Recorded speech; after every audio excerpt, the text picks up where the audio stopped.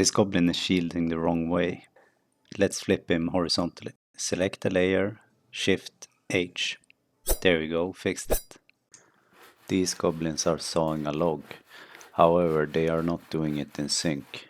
Let's frame shift by selecting the layer, moving it to the side, taking the last 3 frames, moving them back, and deleting the rest of the frames.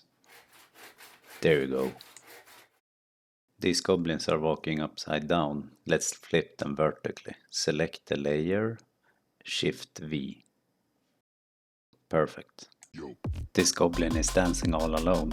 Let's give him a friend. Select the layer, Control and drag. Now you have multiplied. V and move the goblin. Fixed it. This goblin is trying to build on his house, but is too far away. Let's move it closer with V. Oh, that didn't work. Control C, select the entire layer, then press V.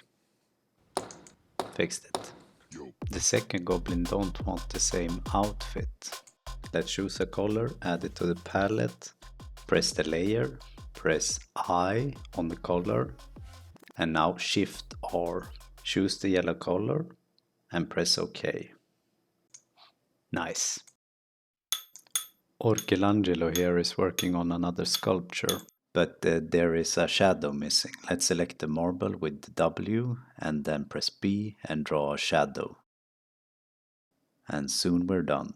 There you go. But what if we want to use dithering instead?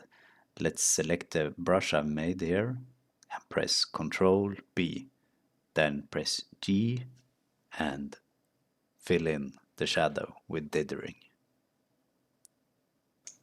Done.